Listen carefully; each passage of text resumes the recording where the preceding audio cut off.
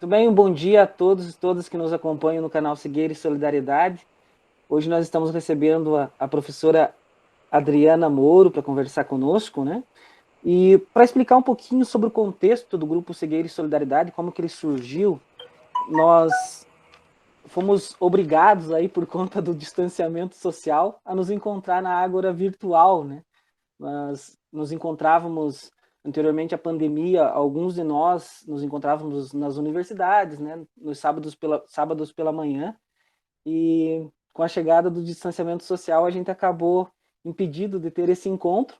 Ao mesmo tempo, apresentou-se como uma oportunidade também para a gente, né, porque a gente conseguiu reunir pesquisadores de outras cidades, né? Hoje a gente está aqui no grupo conversando, por exemplo, com a Camila, que está lá no sul do estado, tem pesquisadores do meio oeste, pesquisadores do Vale do Itajaí, então professores, sobretudo amigos e amigas, né? Nós gostamos de frisar bastante que o que move o gene desse grupo, a raiz dele é a amizade, né? Então, essa amizade que é o que dá vida ao Cegueira e Solidariedade. E no decorrer da pandemia, nós fizemos alguns encontros com convidados, né? Nós temos um encontro que é nosso, do grupo, onde a gente discute textos referentes à pandemia, reflexões de pesquisadores, né? Historiadores, filósofos, sociólogos, psicólogos, e etc. E também alguns encontros nós temos com convidados, né? Exemplo deste encontro de hoje. Na verdade, hoje se trata do quinto encontro com convidados, professora Adriana. Nós tivemos o primeiro com o professor Idir Kanzi, da UNO Chapecó, discutindo questões do direito, reordenação do espaço social no contexto da pandemia. Depois, esse primeiro encontro foi dia 18 de julho. Depois, em 8 de agosto, nós tivemos a professora Ilse Zirbel, da UFSC, que discutiu conosco o feminismo e outras histórias sobre mulheres. Dia 15 de agosto, nós tivemos a presença do professor Roberto Rautenberg, que é um doutorando da FURB, trabalhou conosco a temática da economia solidária. E no dia 29 de agosto, nós tivemos a presença da psicóloga policial Melise Cardoso, que apresentou o programa Polícia Civil por Elas e intervenções relacionadas à violência contra a mulher. E hoje, então, é o nosso quinto encontro com a vossa presença. Eu quero passar a palavra para a professora Maria Luísa, né? Desde já também agradecendo o convite, né? Ela que estabeleceu este elo aí para trazer a professora Adriana conosco. Então, professora Maria Luísa, bom dia, seja bem-vinda. Bom dia, prazer estar com vocês. Desculpe, os últimos 2 finais de semana eu não pude me fazer presente por questões, né, de ordem familiar. Assim, ó, faz tempo, algum tempo, há bastante tempo, que a questão da saúde mental tem assim, tem sistematicamente vindo à minha memória, às minhas inquietações, às minhas indagações. Quando eu percebo que nós vivemos num tempo de ligeireza, de incertezas, de insegurança, em todos os sentidos, né? Não, eu confesso assim que eu não tenho fundamentos, não tenho estudos, não é um campo da saúde mental que eu tenha afinidade profissional, né? Eu nunca atuei, porém me intriga a necessidade que nós temos de manter determinadas posições um tanto quanto saudáveis, ditas, né? Porque eu gosto daquela frase de perto ninguém é normal. Porém, parece-me que a gente se encontra no meio de um oceano com uma tempestade muito forte e existe assim uma possibilidade de a gente partir para vários caminhos. E a gente tem visto o aumento da violência, tem visto as pessoas né, apresentarem sintomas de distúrbios e toda a ordem, de todas as manifestações de pessoas, às vezes, assim, de que a gente não tinha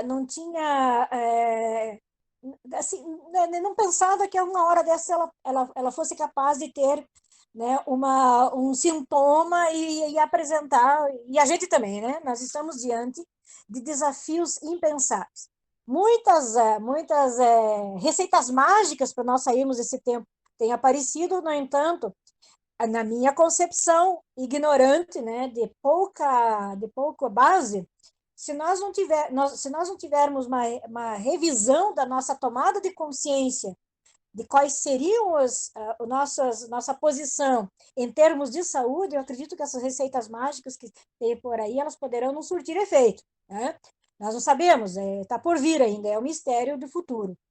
Então, eu já em algum tempo que gostaria de trazer à tona esse tema da saúde mental, e aí, participando desse programa, eu falei, por que não, né? Vamos começar por aqui. E aí, uma das pessoas que eu tenho grande admiração pelo trabalho, né, porque atua na linha de frente, né, professora Adriana, e tenho grande admiração, assim, pela clareza e lucidez que ela tem, né, me foi a única pessoa que me veio à mente. Se ela não tivesse concordado, eu não sei, né, que ela nos fale um pouco disso, já que ela atua na saúde pública, né, com saúde mental, né, e tem uma longa trajetória. Então, assim, é algo que me deixa extremamente preocupada em todos os níveis, né? Me preocupada desde as crianças aos idosos, e tudo aquilo que as perspectivas podem apontar, né? É um cenário muito impreciso, muito inseguro, como que eu diria assim, de muitas dúvidas. E o que exatamente nós teremos que olhar, né? Nós estamos no mês do Setembro Amarelo, a questão de suicídio, o aumento da violência, o feminicídio, eu tenho falado no Conselho de Direitos da Criança e Adolescente que nós estamos preocupados com algumas questões e com a escola, mas com certeza absoluta a violência contra a criança e adolescente tem se agravado sobremaneira. Então, todo esse cenário aí que tem, né, que está por detrás da ideia de trazer esse tema no dia de hoje, tá? Obrigada. Desculpe eu falar muito, porque vocês sabem que eu sou faladeira mesmo, né? Obrigado, professora Maria Luísa. Professora Adriana, então, sinta-se abraçada, acolhida, e a palavra é sua. Então, eu me chamo Adriana Moro, né? Sou enfermeira, é, mestre em desenvolvimento regional, né? Fui aluna da professora Maria Luísa, do professor Sandro, né? O Sandro era nosso colega de turma e depois foi nosso professor também, né?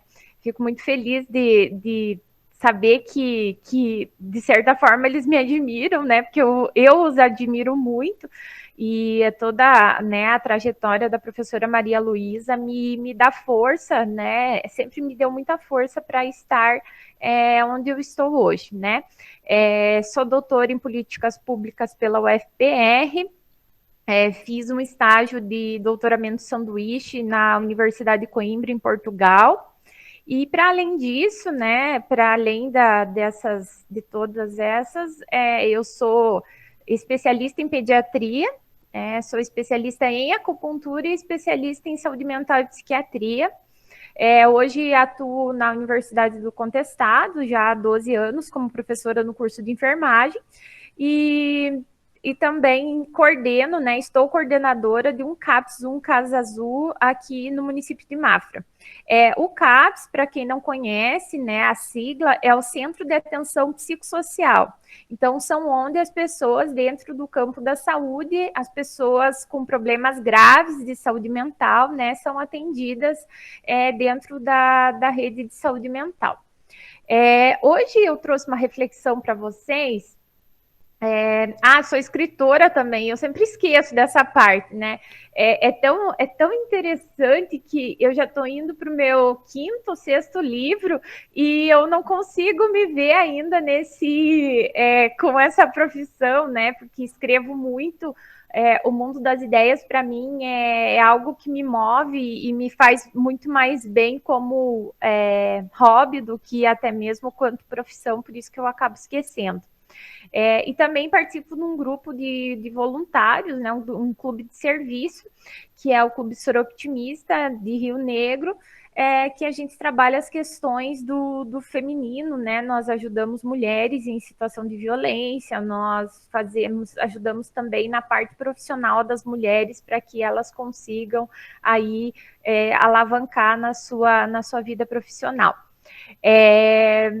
Mas, como eu até falei para o Reginaldo, fico muito à vontade aqui com vocês, que vocês vão me falando, se quiserem me interromper também, podem falar. E só queria dizer para vocês que a minha apresentação, quando eu estava pensando nela, essas 2 últimas semanas que eu estava conversando com a professora Maria Luísa, eu tive um aumento na carga de trabalho, assim, impressionante. Para vocês terem uma ideia, o que nós não fizemos de internações psiquiátricas durante todo o ano passado, nós fizemos nessa semana. Para vocês terem uma ideia de como as questões de saúde mental realmente elas estão agravando, né? Elas estão se agravando.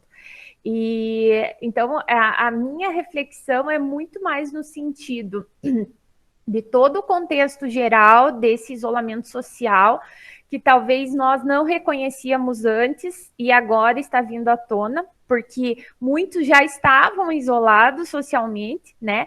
Nós que estamos aqui é que não estávamos isolados socialmente, então por isso nos bate, acredito que nos bate questões que para algumas pessoas que têm talvez um nível socioeconômico inferior ao nosso, bate de uma forma diferente. Então, esse questionamento são, na verdade, questões que eu vou colocar muito para vocês em relação a mais reflexões do que propriamente que vocês possam me ajudar a que a gente possa falar sobre isso. Tá? Eu vou colocar a apresentação aqui. Já vou dizer de antemão que eu sou péssima os meus alunos que estão sabem que eu sou péssima nessas questões de tecnologia. Não sei, eu tenho certeza que eu nasci talvez a minha geração esteja... Eu nasci na geração errada, porque todo mundo acha que eu manjo um monte, não manjo nada. Tá, vocês estão conseguindo ver a apresentação? Sim, professora, tudo certo. Bom. Então tá bom, então seguimos, né? Eu quero agradecer até alguns colegas, né? Eu convidei alguns colegas que são psiquiatras, convidei alunos, né? Pessoas do meu convívio, então quero agradecer todos os que estão participando. Tá? E digo também que outras pessoas têm muito mais know-how para falar sobre esses reflexos da pandemia na saúde mental como um todo, até do que propriamente eu. Tá? Eu trouxe aqui uma frase, no mês passado nós tivemos 40 anos da morte de Franco Basaglia, e Franco Basaglia foi o grande aí, entusiasta, né, da reforma psiquiátrica italiana. E ele colocou para nós, e as pessoas dizem, vai festejar a morte, né? Nós festejamos o legado que ele nos deixou, e ele colocou uma frase que eu tenho levado em todas as minhas apresentações, porque ela me toca muito nesse momento que nós estamos vivendo. Então, ele diz assim, pensava-se que o manicômio, né, que era onde se colocavam as pessoas, só para quem, né, não é dessa área, que se colocavam as pessoas fechadas em isolamento, era indestrutível. E nós estamos provando que não.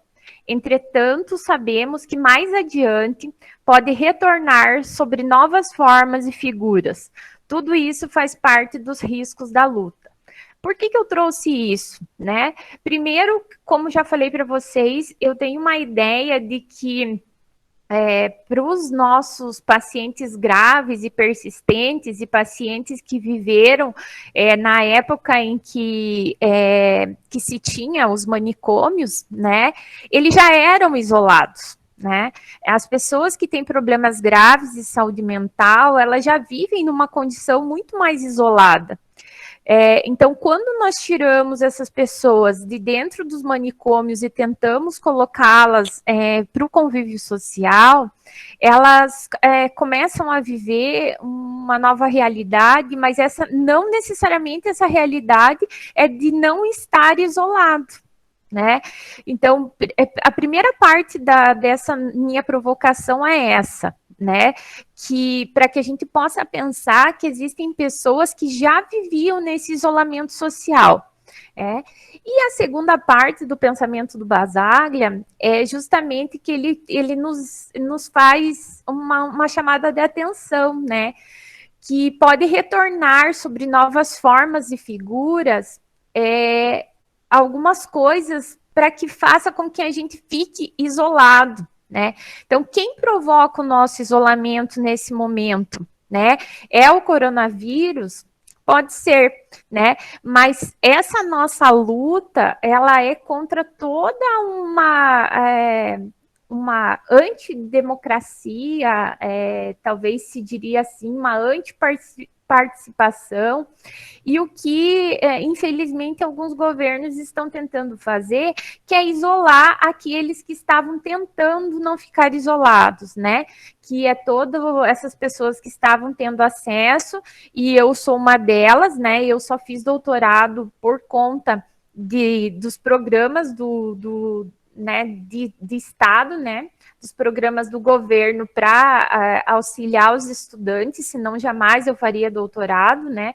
O mestrado eu fiz com bolsa da universidade, mas o doutorado jamais eu poderia fazer e jamais poderia ter estado na Europa fazendo meu doutorado sanduíche e também tendo aí contato com novos pesquisadores e trazendo isso para a nossa realidade, se não fosse alguns programas do governo que não estão sendo incentivados.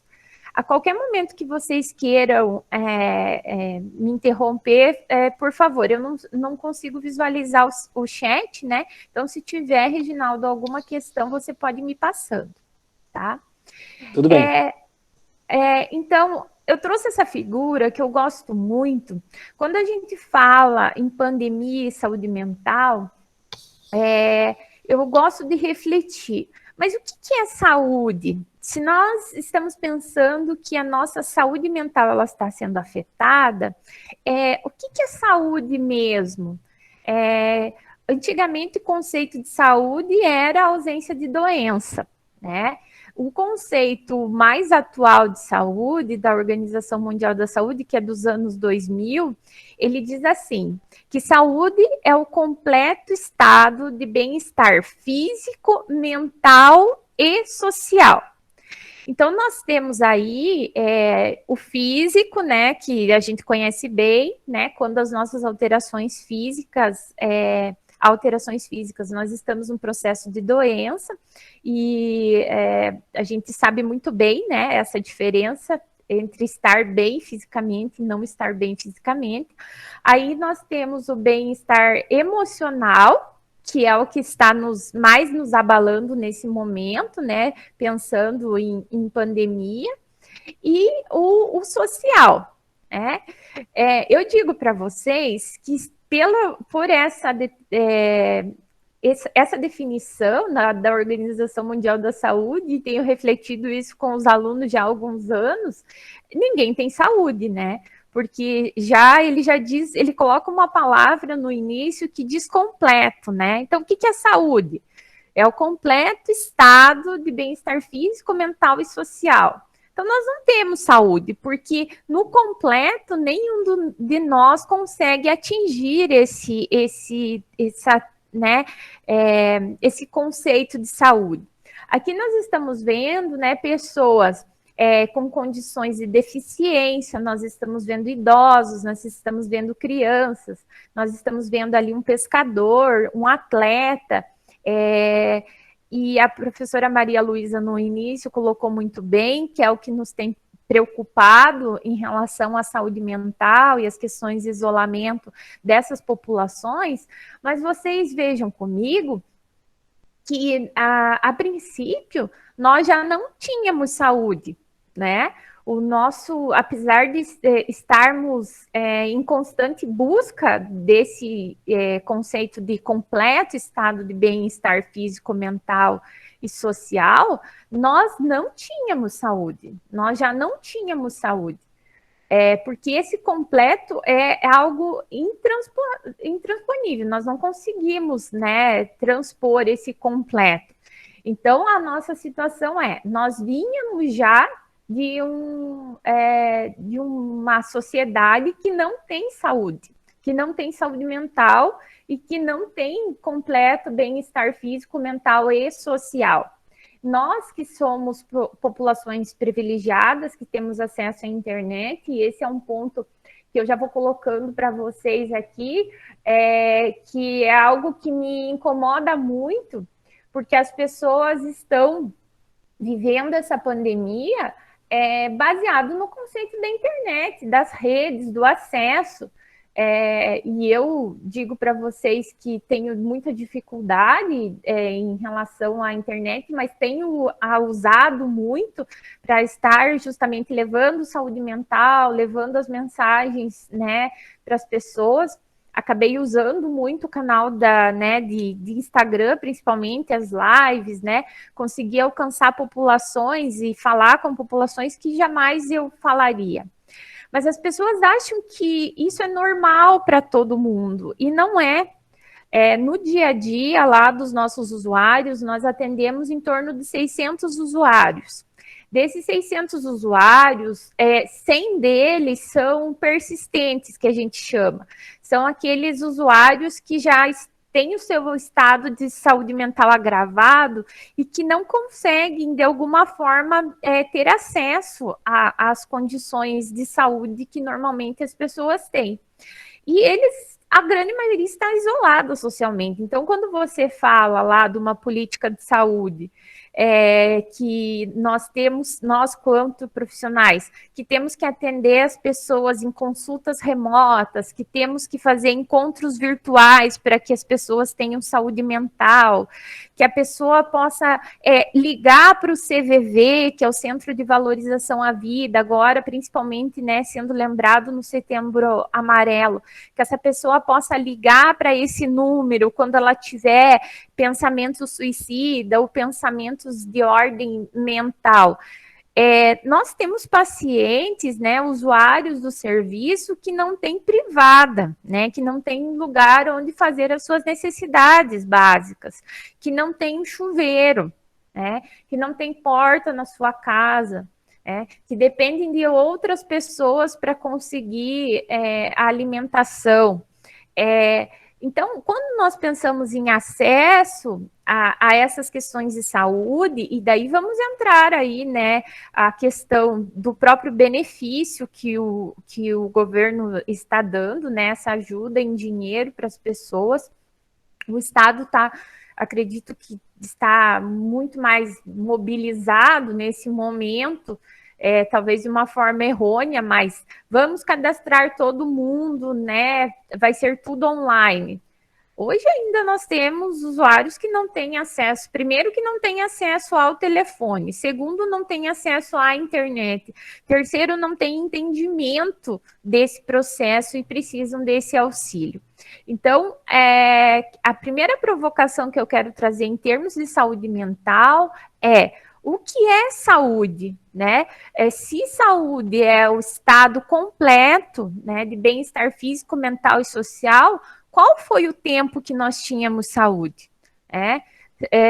Acredito que nós não, hoje nós não temos saúde, tá? Então, nós já não tínhamos, tá?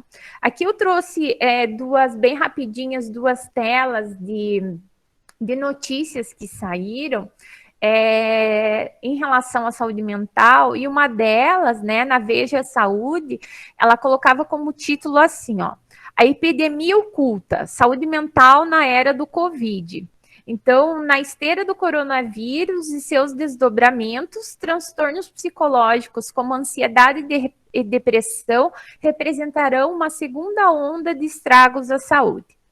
Sobre isso, eu quero colocar para vocês que realmente no serviço de saúde mental e nos serviços de saúde como um todo, é o que nós temos visto, né? Muitas pessoas procurando assistência por conta de ansiedade, por conta de pânico, de estresse em relação à situação que estão. Eu vejo por mim, eu fiquei um tempo em isolamento, né, no meu domicílio, eu tomo imunossupressor e tive que ficar afastada por um tempo, e sei que realmente a minha ansiedade aumentou muito. Mas o que aumenta muito a minha ansiedade, e essa é uma reflexão que nós fizemos quando entramos aqui nessa live, que a professora Maria Luísa colocou que hoje nós estamos trabalhando muito mais do que antes, é justamente isso, porque nós consideramos, aparentemente, nós consideramos que não estamos sendo produtivos, porque não estamos presencialmente com as pessoas. E isso é um aspecto muito mais relacionado ao nosso individual, à nossa formação quanto criança, né? Quanto ser humano, dos nossos estados psíquicos, do que propriamente do que está acontecendo nesse momento. Então, se eu já era uma pessoa que me cobrava muito, provavelmente nesse momento, essa minha ansiedade e em relação às minhas cobranças, ela vai aumentar muito também. Né? Então, essa epidemia oculta, ela sempre esteve lá, né? Os problemas de ordem mental, mas por algum motivo, estar isolado faz com que a gente reflita mais e a gente se encontre mais conosco mesmos, né? Nós precisamos estar mais com a nossa própria companhia. E isso talvez nós não vejamos como um aspecto positivo, mas no momento que eu preciso ficar comigo, outras coisas vêm à tona e eu preciso estar pronto para aprender com essas questões.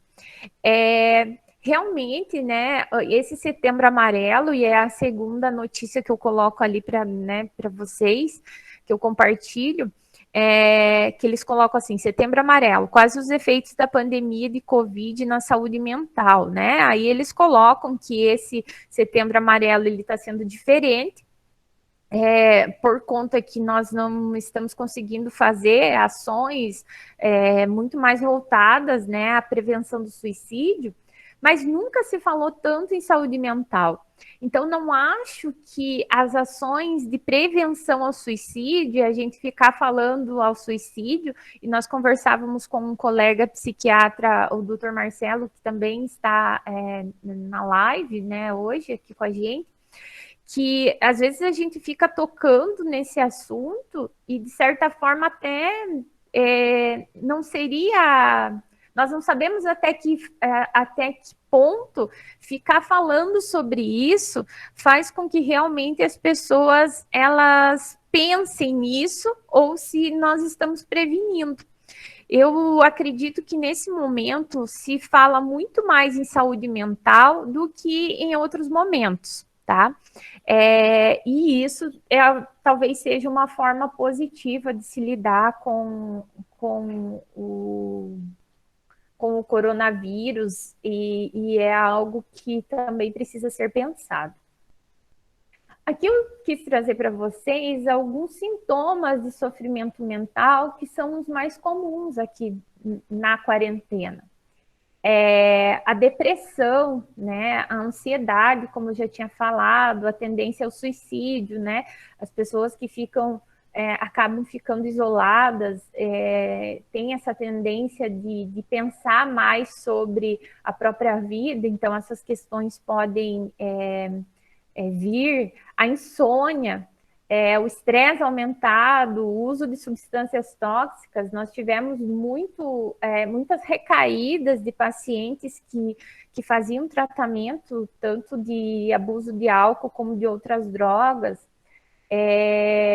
Mas também eu fico vendo aqui como o abuso de substâncias tóxicas, também o abuso da internet, o abuso do celular, né? Nós temos as nossas crianças aí que estão muito mais tempo nas redes sociais do que deveriam, e isso é muito tóxico e precisa ser pensado, né?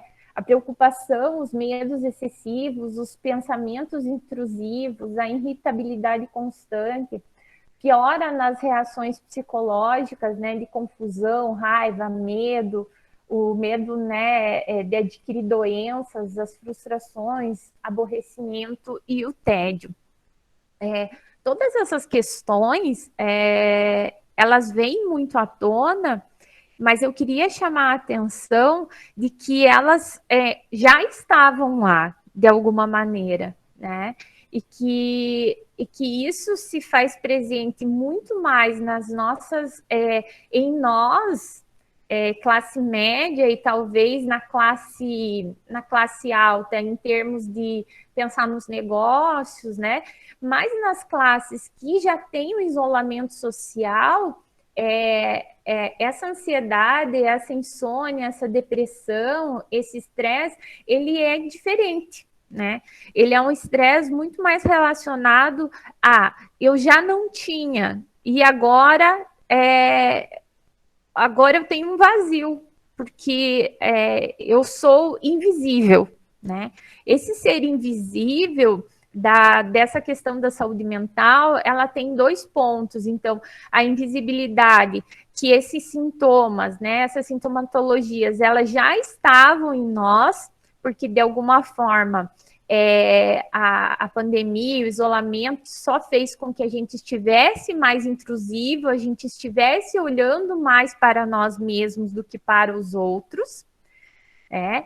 E também no momento em que eu olho para o outro com medo, né? Esse medo de que de morrer, esse medo de que eu não vou dar conta. Nós fizemos uma capacitação com os professores da rede estadual e rede municipal aqui do município de Mafra, e algo que apareceu muito entre os professores é o medo do que o outro vai, o que vai acontecer com o outro. Então, como vão vir essas crianças? Achei muito interessante esse questionamento de uma professora, né? Como vão vir essas crianças? Essas crianças vão vir mais frustradas, essas crianças vão vir sem aquele aprendizado, então, se culpando muito de como essas crianças vão vir. E eu digo para vocês que talvez para as nossas crianças, pensando na parte da psicologia, esse momento de crise, para essa geração, venha de um lado positivo de tudo isso, né? Porque tudo que nós não estávamos deixando as nossas crianças se frustrarem, hoje elas precisam se frustrar de alguma forma. E essa geração, ela está colhendo, né, aquilo que a nossa geração acabou plantando, né, que vem plantando no decorrer desses anos todos, né, que é não olhar para o outro, e quando eu olho para esse outro que é invisível, eu fico no mundo das ideias, muitas vezes, nós, né, que estamos aí na academia, nós ficamos muito no mundo das ideias, e pouco se faz no concreto para essas pessoas.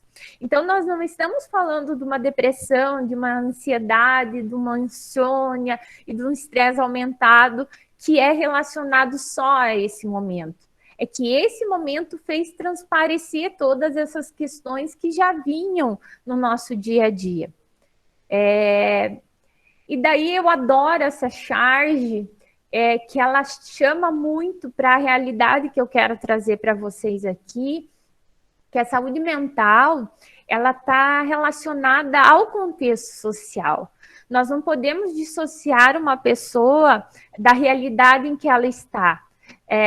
Então, nós vemos muito, olhamos para nós mesmos, né? E qual que é a nossa realidade nesse momento, né? Eu estou na minha casa, eu tenho internet, tenho acesso a um computador e consigo interagir com as pessoas, mas qual que é a parte que mais dói quando o médico, o profissional de saúde está atendendo as pessoas que estão adoecendo durante essa pandemia e já vinham adoecendo no decorrer desses últimos, né, dessa última década aí?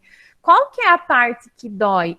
E o paciente, né, o usuário e nós, né, vamos nos colocar nesse patamar, nós dizemos que é a realidade. E realmente o que nos dói talvez não seja a não poder dormir, né, que é um sintoma, ou a nossa ansiedade, estamos engordando, não estamos conseguindo fazer atividade física. É toda uma realidade. Então, a saúde mental ela está englobada, né, em todo um contexto geral. Aí, eu vou pedir licença para vocês para sair aqui da apresentação. Eu só quero ver com vocês como está, se vocês estão conseguindo me entender, se vocês... Eu estou vendo aqui, eu vou aproveitar para olhar um pouquinho o chat, se alguém quiser fazer algum comentário dessa primeira parte. Estou vendo o professor Sandro ali, nossa, professor, que saudade. Me inspirou muito quando eu decidi tentar o doutorado. O professor Sandro foi uma pessoa que leu o meu projeto e falou, não, vai lá que vai dar certo. Talvez ele não lembre isso, né?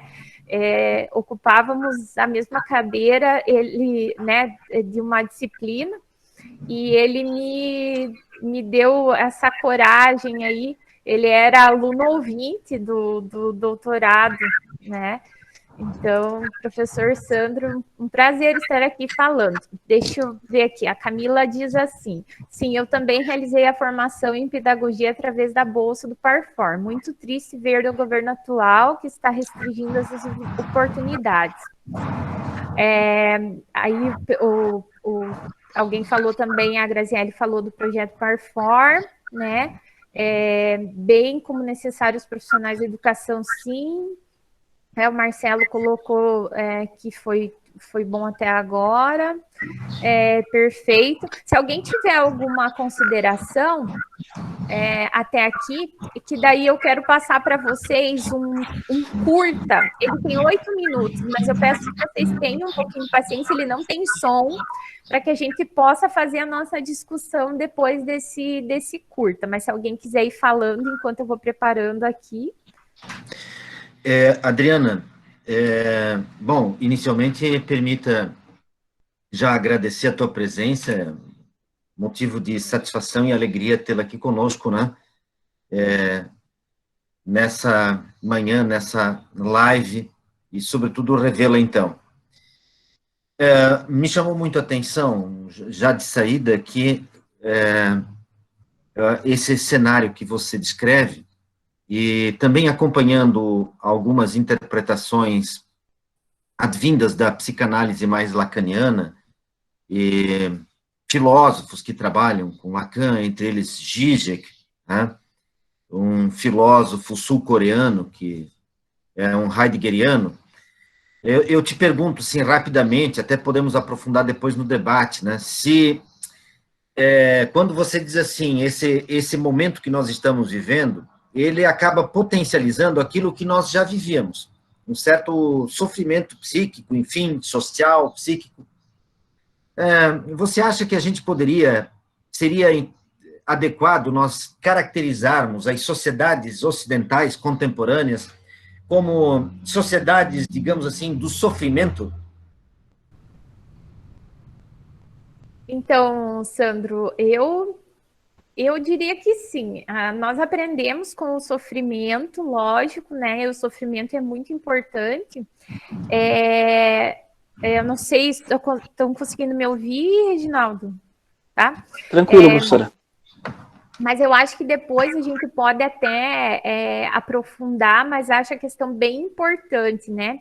Será que nós somos uma sociedade de sofrimento? Vamos lá, vamos para o nosso vídeo, para esse curta, para para a gente ver aí o que a gente vai trazer dele para essa discussão. Eu vou colocar aqui, vocês só me dizem se vocês estão vendo. Tudo ok? Ok, professora. Então tá bom.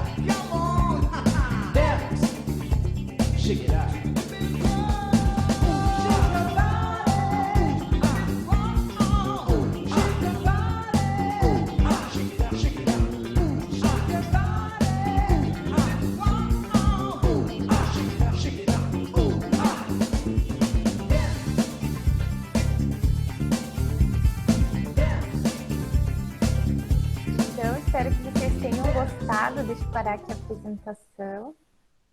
Espero que vocês tenham gostado. E, na verdade, tem muito... Tanto o filme A Ilha como esse curta, ele diz muito para nós, muito. Assim, para mim, ele explica de uma forma excelente, assim, o que nós estamos vivendo, né? E até fiz algumas reanotações aqui que eu queria colocar para vocês sobre esse curta, né? O isolamento, ele já existe, né? Mas talvez para nós, sociedade do consumo, ele ficou mais evidente, porque a gente deixou de consumir algumas coisas, né? Consumir alguns passeios, consumir diretamente no mercado, consumir de diversas formas, né? Então, ele ficou mais evidente, porque nós somos seres sociais, né? Todos nós necessitamos dos grupos para sobreviver. Isso é uma questão tanto que lá no CAPS, né, que é o Centro de Atenção Psicossocial, uma das formas, uma das ideias da reforma psiquiátrica, né, pensando lá no Basaglia, pensando na saúde mental, justamente tentar colocar as pessoas de volta nos grupos, né, que elas se façam participativas, que a gente tenha voz, que a gente tenha vez, né, nos grupos. Então, toda essa questão do isolamento, eu acho que ele já existe, né, como eu falei. E algumas questões que estão em nós, elas só foram ficando mais evidentes, né? Aí eu coloquei 2 questionamentos assim. Será que a nossa necessidade de estar no controle, né? Porque quando ninguém mandou que a gente ficasse isolado, né? Nós estamos isolados porque entendemos que coletivamente isso é importante, né? Mas não foi uma condição, vamos dizer assim, apesar de aparentemente ser uma condição imposta, ainda nós temos esse direito de ir e vir por conta que nós somos sujeitos de direito. Só que existem pessoas que não têm esse direito de ir e vir, que esse direito é cessado delas por alguns motivos, né? Então, será que nós estamos, assim, ansiosos, né, com a nossa saúde mental tão abalada, e digo nós aqui, essa é uma questão que até o Marcelo, que está aqui com a gente, ele puxa, e eu sempre retomo nisso, que para os psicóticos, parece que o isolamento, para os pacientes mais graves, parece que o isolamento não mudou muita coisa, porque eles já vivem isso, né? Para quem ficou isso muito mais difícil de se lidar, é para nós, para os neuróticos, né? Para quem acha que está no controle o tempo todo. Aí o professor Sandro coloca ali, será que a nossa sociedade é uma sociedade de sofrimento, né? Uma sociedade doente, né? E esse Curta a Ilha, eu acho que ele traz para nós assim, vejam, quando ele fica sozinho, ele começa a sentir medo, ele começa a sentir fome, e a fome provoca alucinação, ele está ansioso, né? Então, tudo isso é próprio do isolamento e não necessariamente uma doença. Então, nós precisamos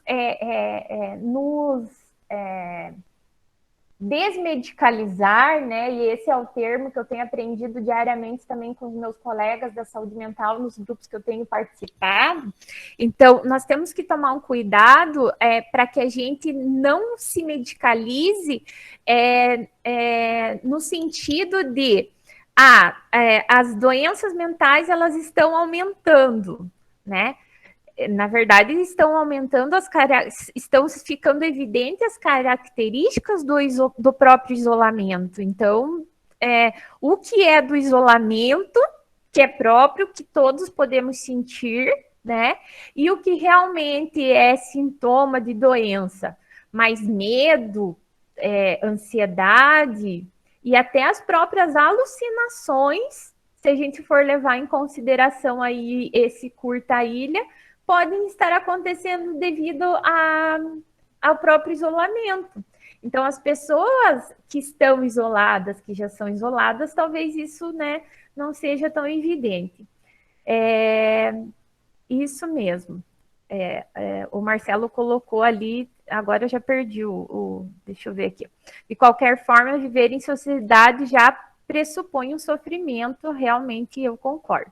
E daí, só para finalizar, para a gente poder ir para a discussão, eu vou colocar aqui duas referências que eu tenho lido e acho que é bem importante compartilhar com vocês. Perdi minha apresentação, tá aqui. Que é o Boaventura de Souza Santos, né? Ele é um professor lá, catedrático já da Universidade de Coimbra, e eu tive a oportunidade de participar de vários grupos de estudo com ele, e ele é uma pessoa que fala muito, assim, sobre as coletividades, né? Então, bem atual é esse livro que está disponível em PDF, né? Vocês podem reprocurar, que é A Cruel Pedagogia do Vírus, né? Então, ele coloca esse livro, então, está disponível, né, para quem quiser, e ele coloca assim, ó, que o vírus é um professor no sentido de que ele está nos dando várias lições. O problema é saber se nós vamos escutar e aprender. O cruel é que a única maneira que o vírus tem de nos ensinar é matando inocentes, milhares e milhares deles. Aí ele continua em outra parte, né, do documento. Por outro lado, há disparidade física e sanitária, como se você mora em favela, que é aquilo que eu tinha colocado no início, né, onde você tem 10 ou 15 pessoas no mesmo lugar, como podem teletrabalhar, né, os uberizados que fazem entregas? Eu posso me proteger por meio do teletrabalho, mas alguém vai me trazer a comida, né? Alguém vai me trazer a comida. E essa pessoa não está protegida. Isso não pode continuar nesse caminho de vulnerabilidade. Então, ele quer trazer para nós assim, ó, que para a maioria das pessoas, né, eles não estão em isolamento, né? E quem são essas pessoas, né? E outra referência que eu tenho, que eu acabei conhecendo e lendo nesses tempos de pandemia, foi o Ailton Krenak, não sei se vocês conhecem, e ele tem alguns livros, né, Ideias para Mudar o Fim do Mundo.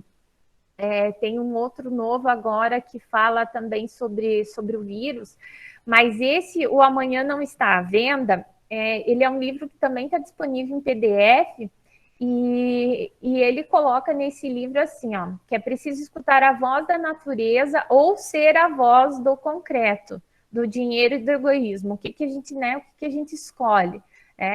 E o Ailton Krenak, ele coloca que a natureza só está nos falando, né, nos dando aquilo que nós oferecemos para ela. Então, nós usamos todos vamos dizer assim, todos os benefícios que ela nos dá, né? Tanto que a gente viu que a poluição, né, dos carros em São Paulo acabou diminuindo agora com o isolamento, né? E tantas outras coisas, mas simplesmente a gente está colhendo o que a gente plantou, né? Então, desde os avanços científicos e a manipulação de vírus em laboratório, quanto até mesmo, né, as queimadas e tudo mais. Então, ele fala de uma maneira assim muito que toca muito, que faz com que a gente realmente se sinta, vou dizer para vocês, desculpe a palavra, se sinta um lixo, né? Porque nós vivemos numa sociedade que imprime o sofrimento e é muito, isso é muito desestimulante. Mas, ao mesmo tempo, nós que temos acesso, né, que somos aqui pessoas privilegiadas, que estamos podendo discutir isso, nós somos a voz, né? Então, se a gente está escutando aí a voz da natureza, a voz dos isolados, né, das pessoas que talvez não tenham essa mesma oportunidade, saúde mental também é a gente poder fazer a nossa parte, né? E não de uma maneira egoísta ou egocentrista, né? Se mostrando ou, né, produzindo, mas sim que a gente possa realmente fazer diferença no campo prático, né? E acredito que a gente pode fazer isso. Então, eu acho que a mensagem, eu vou tirar aqui a apresentação, fiz essa apresentação com bastante carinho, assim, para vocês. Deixa eu parar, interromper. Opa, acho que voltei. Mas a minha mensagem é que a saúde mental na pandemia, que a gente realmente consiga vislumbrar tudo isso, né, como um meio de dizer para nós como é a nossa sociedade, né? Essa competição, esse sofrimento, esse ter que produzir, se sentir útil e nesse momento essas coisas que a gente sente, que as pessoas estão sentindo no geral, que é a ansiedade, o medo e até as próprias alucinações, que isso não necessariamente é de ordem mental e que precisa ser medicalizado ou que a gente precise de ajuda, tá? Mas daí eu passo para vocês, acho que o Marcelo, o professor Sandro, né, o Jairo, todos os que estão aqui, eu estou vendo algumas carinhas, né? Então todo mundo acho que pode aí contribuir realmente, porque essa nossa sociedade é uma sociedade que talvez já esteja doente há muito tempo e agora só sobressaiu essas questões de saúde mental. Não sei se era isso que a professora Maria Luísa imaginava, tá? Mas é que no meu campo das ideias, nesse momento, é o que eu tenho pensado, é o que eu tenho refletido aqui com os meus usuários de saúde mental, né? E quem tem procurado o serviço, né? Quem tem procurado? E essa questão é justamente esses isolamentos diferenciados, tá bom? Puxão de orelha, professora. Ah, meu Deus. Então, vou desligar meu microfone e agora vocês... eu deixo a palavra com vocês, tá bom? Obrigada, tá? Nós agradecemos, então, professora Adriana. Também tem um recado da Camila. Camila vai compartilhar conosco aqui o link para o pessoal que desejar a certificação, prof. Adriana. Então, aqueles que desejam certificação podem estar se inscrevendo ali de forma muito rápida, né? E aí, posteriormente, então, será enviado os certificados deste encontro. Deixo, então, a palavra em aberta para aqueles que quiserem se manifestar. Então, primeiramente, você, Reginaldo, primeiramente cumprimentar nossa convidada, palestrante, professora Adriana Moro, pela sua brilhante apresentação, firme, consistente, qualificada, e nos chama à reflexão e apresenta uma situação que estamos vivendo, fortalece isso, reforça. São tempos estranhos por conta da pandemia mundial, mas no paralelo, em termos mundiais, nós também vivemos situações complicadas do ponto de vista social, político, econômico, ambiental, então, E, nesse contexto, o Brasil também está, evidentemente, inserido, mas tempos também muito estranhos, muito complicados que nós vivemos neste país. Então, esse conjunto de fatores todos influencia na vida das pessoas, influencia vamos dizer assim, nos aspectos psicológicos, e, evidentemente, vão se manifestar nas atitudes das pessoas, nas relações das pessoas. E isso está se colocando numa sociedade, eu diria assim, muito perigosa.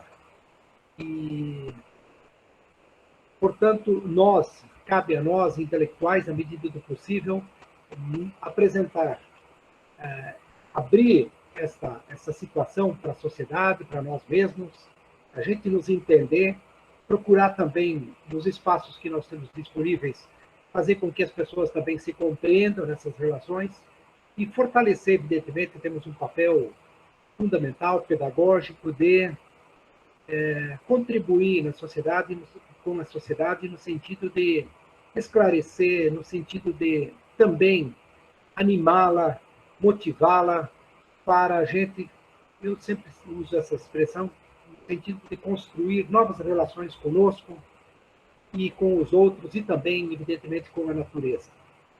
Então, cabe a nós, intelectuais, eu acho que esse é um dos papéis desse grupo também, a gente se organizar, discutir, entender essa sociedade sob vários prismas, né, vários aspectos, por dentro e por fora, vamos dizer assim, entender essa sociedade e também contribuir. E são muitas as formas que a gente pode contribuir. Eu acho que esse grupo é uma tentativa de dar uma contribuição para a sociedade. Seja pensando, escrevendo, se manifestando, publicando, enfim, e assim por diante. Parabéns mais uma vez, professora, pela sua brilhante fala, professora Maria Luísa, pela sugestão do nome e pela participação do grupo. Sempre é bom vê-los, ouvi-los e participar desse grupo. Eu também queria, talvez, que o professor Sandro pudesse elucidar um pouco mais aquela ideia que ele colocou para nós, né, sobre sermos doentes e, né, se o professor quiser elucidar mais. Então, obrigado, Adriana. Quero fazer minhas as palavras do professor Jairo, né, quando ele agradece a sua presença no grupo Cegueira e Solidariedade. A sua presença ela é gratuita, né, tem gratuidade, isso é muito difícil nos dias de hoje. Você está tirando um tempo, né, da sua organização pessoal, do seu sábado, para conversar com esse grupo, né, com um conjunto de pessoas, refletir, trocar ideias, tentar compreender aspectos do mundo. Isso é fantástico, isso é importante, e, portanto, nós agradecemos, sim, e tanto quanto agradecemos, ressaltamos a consistência da sua fala naquilo que o professor Jairo, então, já anuncia. Tá? Bom, quando eu cito o fato de uma sociedade do sofrimento, e aí eu concordo, evidentemente, com dois argumentos que passaram aqui no chat.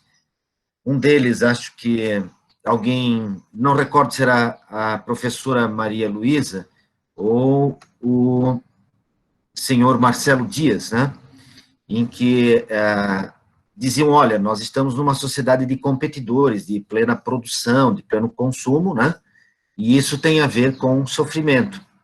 E também o Marcelo, então, que dizia, olha, viver em sociedade, o próprio Freud já tinha nos dito isso, né, é sempre o limite, e sempre tem sofrimento imputado aqui em viver em sociedade. Mas a minha reflexão, ela vai na seguinte direção. Eu li durante muito tempo e fiz muitos estudos, e é um filósofo com o qual eu continuo refletindo, Nietzsche. Né? Nietzsche tem uma leitura muito interessante do mal-estar do Ocidente, anterior ao próprio Freud. É claro que ele usa um conceito muito específico, esse conceito é o conceito de niilismo. Né? Niilismo, traduzido aqui de forma aberta, significa perda de sentido, e ausência de sentido existencial. Né?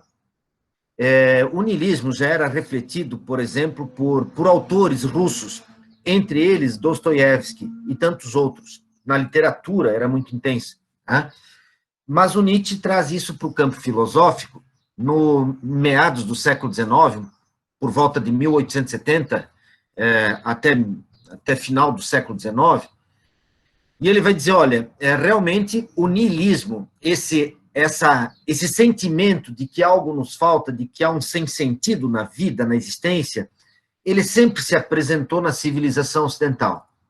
Ele até usa uma metáfora, ele diz, olha, isso o niilismo sempre acompanhou a caravana civilizatória.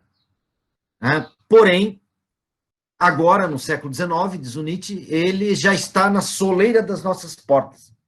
Ele já está entrando nas nossas casas e nos próximos séculos ele vai estar convivendo de forma íntima conosco. E me parece que o filósofo, que o Nietzsche, nesse caso, ele tem quase um tom de profecia. E quando a gente vai aprofundando o conceito de niilismo em Nietzsche, a gente vai percebendo, ou vai sendo conduzido a perceber que nós estamos no limite de uma sociedade que perde o sentido da existência. Né? E perde o sentido da existência por conta da individualização, é uma sociedade individualizada, diz o Bauman, que é um sociólogo, filósofo, que tem assim, um certo diálogo de fundo com o Nietzsche. É uma sociedade individualizada, e na condição de uma sociedade individualizada é submetida a uma dinâmica de plena produção e de pleno consumo. Né? E aqui eu já estou um pouco dialogando também entre Arendt, Bauman e Nietzsche.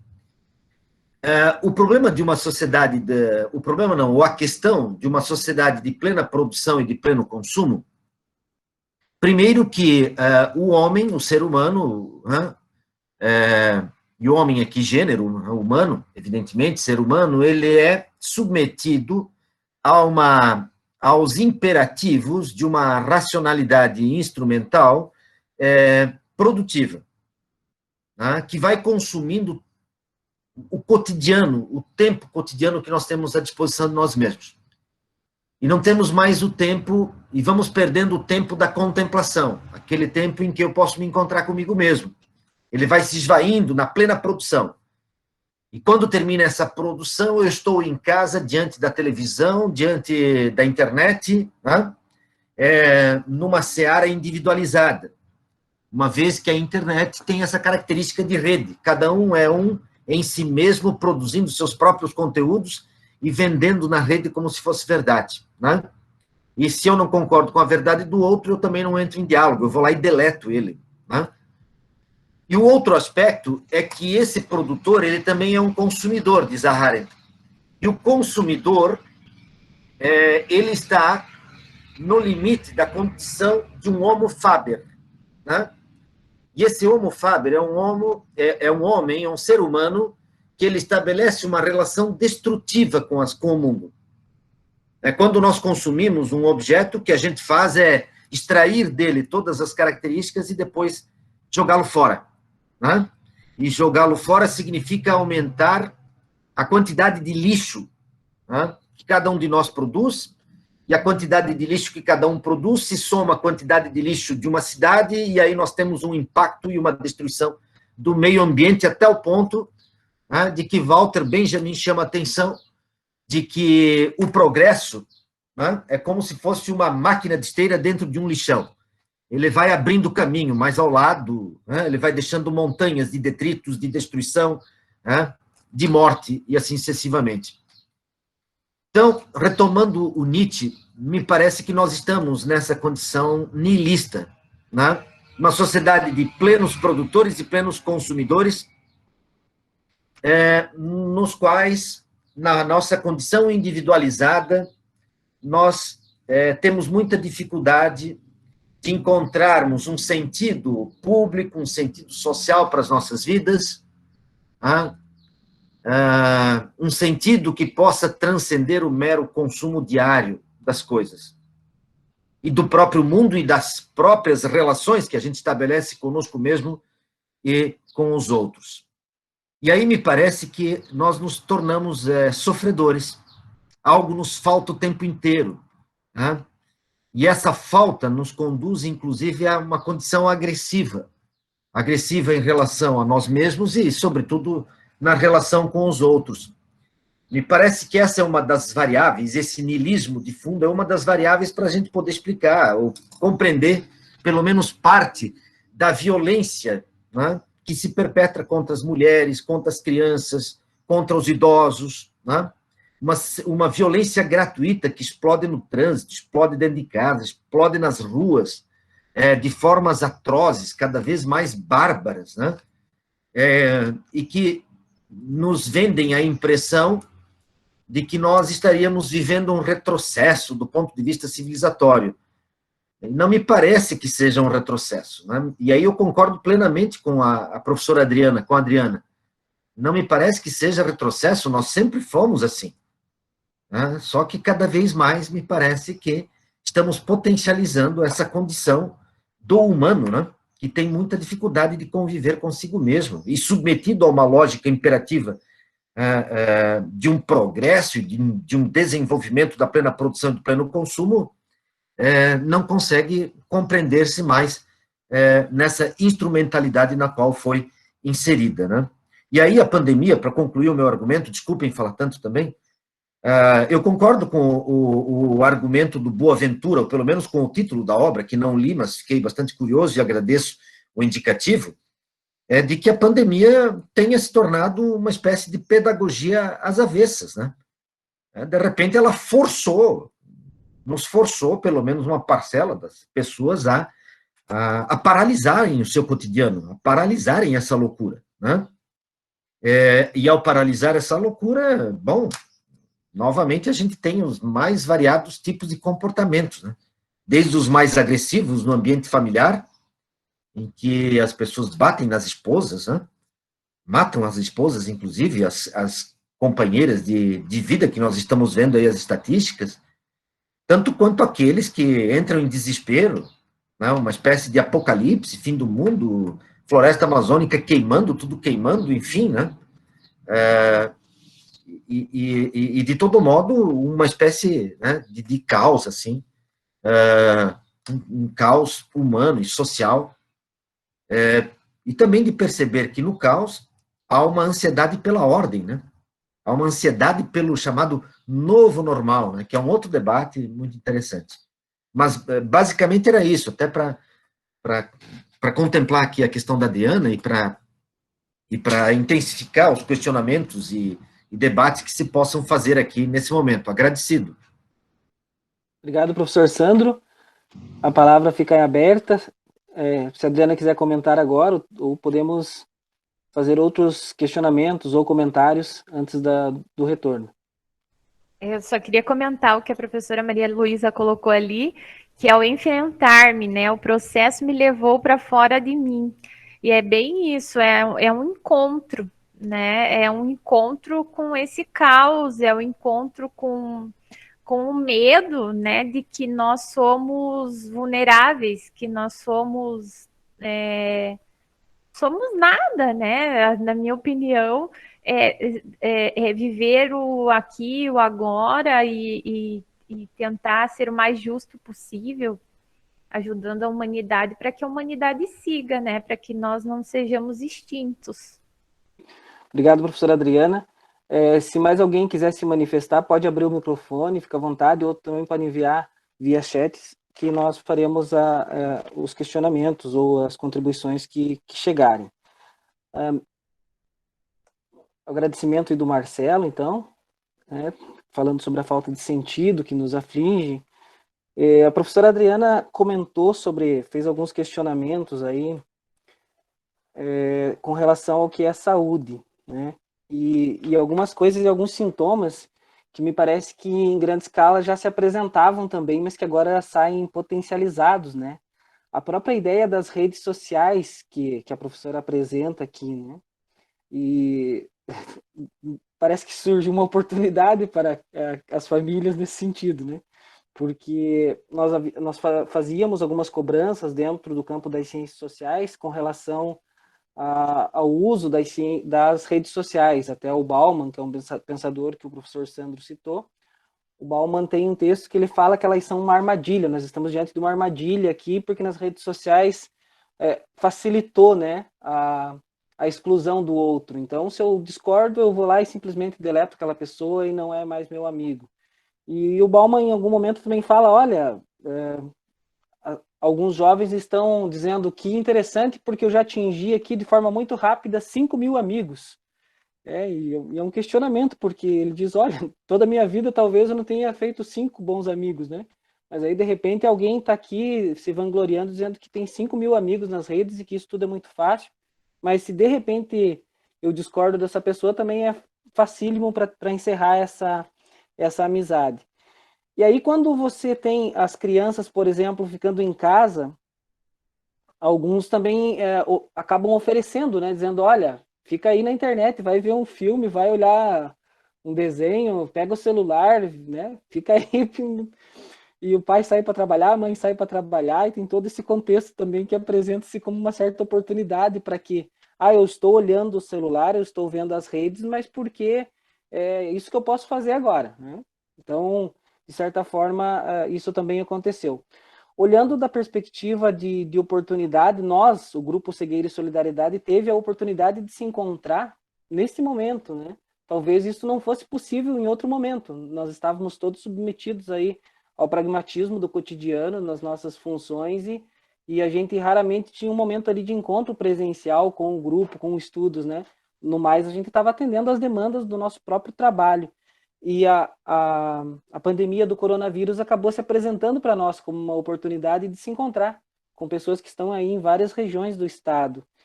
E teve um momento do grupo que a gente discutiu um texto do filósofo francês Jacques Rancière, onde ele questiona, né, inclusive o título é Uma Boa Oportunidade, seria a pandemia uma boa oportunidade? E quando você olha os exemplos de solidariedade, talvez alguns se sintam tristes com isso, né? Parece que há uma tendência humana da gente esperar no outro algo. Você olha e diz, mas não tem exemplos, as pessoas estão revoltadas com esse momento e elas querem voltar àquilo que elas consideravam normal antes, né? Querem voltar a isso o mais breve possível. E me parece que é uma dificuldade que nós temos nesse sentido de olhar para nós mesmos, né? De olhar para nós e ver o que nós estamos fazendo nesse momento, de que forma nós estamos construindo esse coletivo que a gente acaba criticando aqui de forma avessa, né? Então seria um pouco isso a minha contribuição com a fala, e também já aproveito para agradecer a presença de todos, agradecer a professora Adriana, como já foi citado aqui, por essa generosidade de compartilhar conosco, de propor um pouco dispor um pouco do seu tempo, né, para estar aqui nesta manhã para conversar com as pessoas. Muito obrigado. Bom dia a todos. Agradeço a oportunidade do encontro, a professora Adriana, a professora Maria Luísa, Reginaldo, como sempre, organizando, obrigada. Ouvindo as falas e a apresentação da professora Adriana, e falar de saúde mental e desse tempo que é nosso, né? Me parece que são tantas coisas, assim, se me permitem, eu fiquei como que se tivesse navegando, né, à deriva. Me parece que é um pouco isso, porque são tantos os contextos, são tantas as colocações que cada um trouxe, e você começa a tentar organizar o pensamento, você começa, né, porque falar de saúde mental no momento que a gente vive é algo que exige ou que nos leva a tantos desencadeamentos possíveis de serem analisados.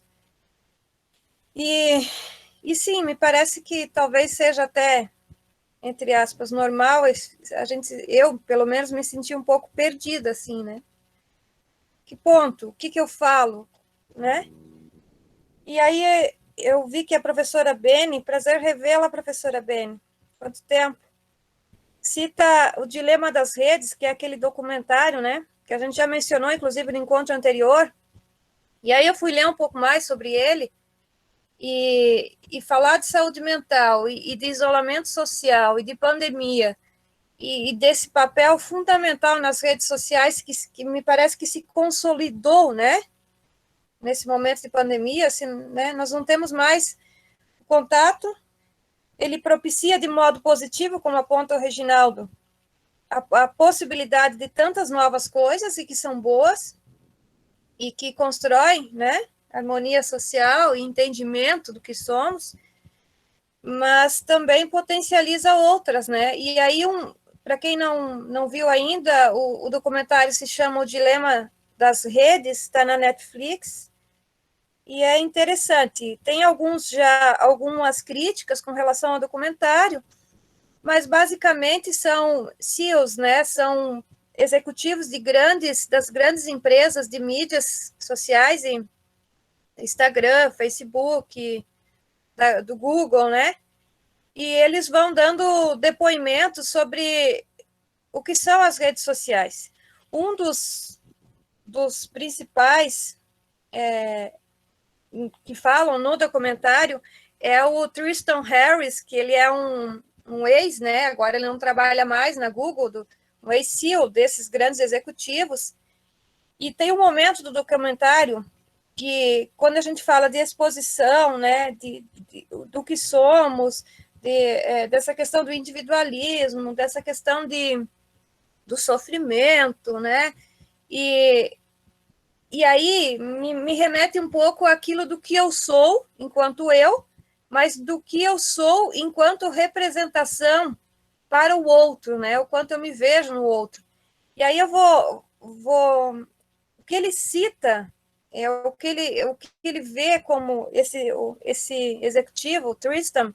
Hoje ele roda o mundo dando palestras e, enfim, conversando sobre isso, explicando isso, né, a experiência dele, o que ele pensa. Ele diz que, abre aspas, nós evoluímos para nos importarmos com o que outras pessoas da tribo pensam de nós, porque é importante. Mas será que evoluímos para saber o que 10.000 pessoas pensam de nós? E aí, segundo ele, continuando na citação dele, não evoluímos para receber uma dose de aprovação social a cada 5 minutos. Não fomos, pelo menos por enquanto, feitos para esse tipo de experiência. Fim de citação. Então, essa questão da aceitação do outro, de se ver no outro, o que as redes sociais fizeram com isso? O que as redes sociais e o alcance das redes sociais potencializaram nesse sentido? Então, se a gente volta lá para os velhos dilemas, velhos no sentido, né, no sentido positivo, das discussões que precisam ser feitas do aspecto filosófico, do que somos enquanto existência, né, das subjetividades que nos cercam.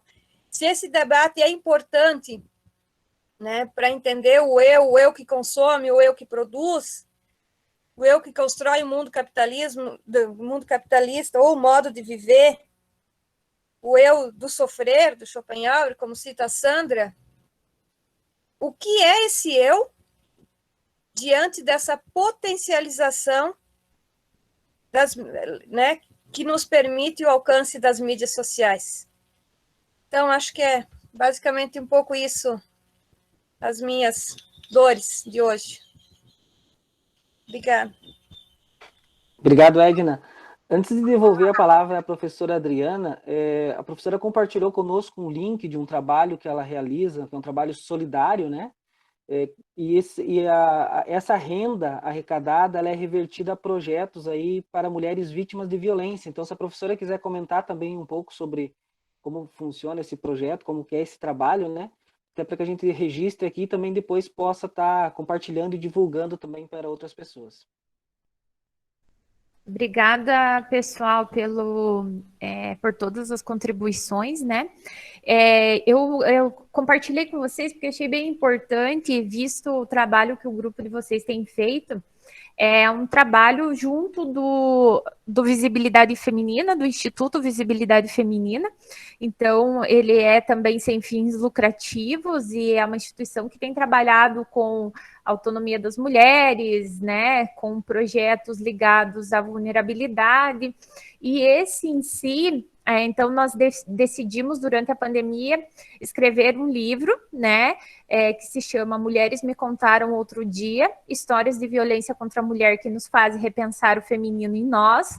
E quando nós falamos repensar o feminino em nós, não é só para as mulheres repensarem os seus femininos, mas é para os homens repensarem os seus femininos também, né? Porque as questões de violência estão muito intrínsecas à formação do homem, quanto o homem machista, né? O homem o poder, né, e toda a função que o homem, a princípio, tem que exercer dentro das famílias e da sociedade. Então, é uma carga muito grande para o homem isso. Então, ler este livro é importante para que são histórias baseadas em fatos reais, tá? No decorrer da minha vida profissional aí, mas eu conto de uma forma mais ficcional para que as pessoas tenham as suas identidades preservadas. E no final do livro nós temos depoimentos também de outros profissionais da área da psicologia, da área do direito, né, da delegacia, de como que eles vivenciam essas situações de mulheres, né?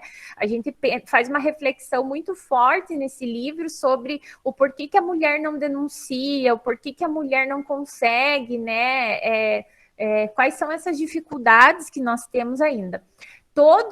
Então é assim, ó, esse livro ele vai estar na plataforma do Visibilidade Feminina, ele é só vendido pelo link, então eu não tenho os livros comigo, tá? E nesse momento a gente está no momento de pré-venda, né? Como o Instituto, ele é um instituto que vive, então, de doações e dos seus próprios projetos, nós estamos aí na arrecadação para pré-venda. Então, foi um livro todo editado por mulheres e todas voluntárias, desde a diagramação, capa, revisão, eu, né, que sou autora. E vocês clicando, então, no link do Catarse, tá, que eu coloquei ali, vocês vão receber as orientações sobre o livro. Ele tem o primeiro capítulo, né, até a metade do primeiro capítulo, mas o prefácio foi feito pela Regina Célia, que é vice-presidente e cofundadora do Instituto Maria da Penha. Ela é nossa colaboradora também.